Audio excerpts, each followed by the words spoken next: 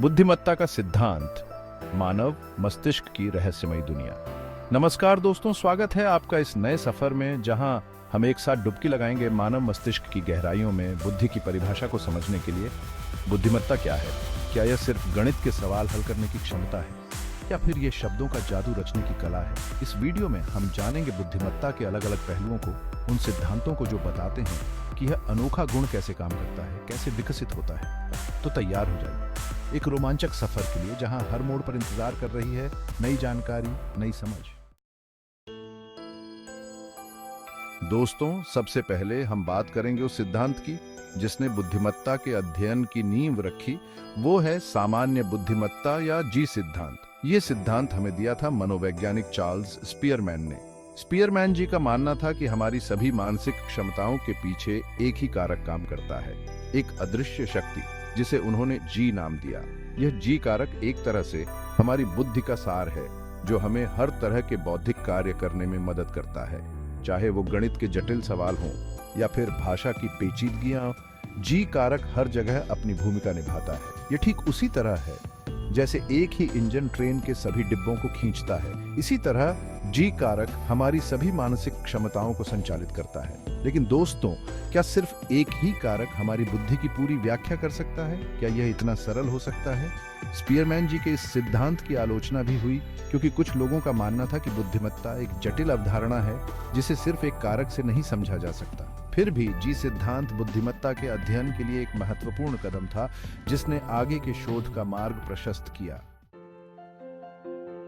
अब बात करते हैं एक ऐसे सिद्धांत की जिसने बुद्धिमत्ता को एक नया आयाम दिया, एक नई दृष्टि दी। यह सिद्धांत है बहुबुद्धिमत्ता, जिसे प्रस्तुत किया था हार्वर्ड गार्डनर ने। गार्डनर जी का मानना था कि बुद्धिमत्ता कोई एक चीज नहीं है, बल्कि यह तो अलग अलग रूपों में मौजूद है। उनके अनुसार हर व्यक्ति में कई तरह की बुद्धि होती है जो उसे दूसरों से अलग बनाती है। उन्होंने बुद्धिमत्ता के 8 प्रकार बताए। 1 भाषाई, 2 तार्किक गणितीय, स्थानिक शारीरिक गति संवेदी, संगीतमय, अंतः वैयक्तिक, अंतर्वैयक्तिक और प्राकृतिक। कोई व्यक्ति शब्दों का जादूगर हो सकता है तो कोई संख्याओं का, कोई चित्रकारी में माहिर हो सकता है तो कोई संगीत में। गार्डनर जी का मानना था कि हमें हर व्यक्ति की प्रतिभा को पहचानना चाहिए और उसे अपनी क्षमता के अनुसार विकसित होने का मौका देना चाहिए। यह सिद्धांत शिक्षा के क्षेत्र में क्रांतिकारी बदलाव ला सकता है, जहां हर बच्चे को उसकी प्रतिभा के अनुसार सीखने का अवसर मिले। चैप्टर 3 त्रिघटक सिद्धांत। अब हम बात करेंगे रॉबर्ट स्टर्नबर्ग के त्रिघटक सिद्धांत की, जो बुद्धिमत्ता को 3 भागों में बांटता है: विश्लेषणात्मक, रचनात्मक और व्यवहारिक। विश्लेषणात्मक बुद्धि वह है जिसका उपयोग हम प्रॉब्लम्स को सुलझाने, तर्क करने और इंफॉर्मेशन का विश्लेषण करने के लिए करते हैं। यह वह बुद्धि है जो पारंपरिक बुद्धि परीक्षणों द्वारा मापी जाती है। रचनात्मक बुद्धि हमें नया सोचने, नए विचारों को जन्म देने और अनोखे समाधान खोजने में मदद करती है। यह वह बुद्धि है जो हमें कलाकार, लेखक और आविष्कारक बनाती है। व्यवहारिक बुद्धि हमें अपने आसपास के वातावरण में इफेक्टिवली काम करने, लोगों से संबंध बनाने और अपने लक्ष्यों को प्राप्त करने में मदद करती है। स्टर्नबर्ग जी का मानना था कि सफलता के लिए तीनों प्रकार की बुद्धि का संतुलन होना जरूरी है। चैप्टर 4 भावनात्मक बुद्धिमत्ता। दोस्तों, अब तक हमने बुद्धिमत्ता के उन पहलुओं पर बात की जो तर्क, विश्लेषण और रचनात्मकता से जुड़े हैं, लेकिन क्या सिर्फ इतना ही काफी है? डेनियल गोलमैन ने भावनात्मक बुद्धिमत्ता की अवधारणा को प्रमुखता से दुनिया के सामने रखा। उनका मानना था कि भावनाओं को समझने, उन्हें नियंत्रित करने और उनका सही उपयोग करने की क्षमता भी बुद्धिमत्ता का एक महत्वपूर्ण हिस्सा है।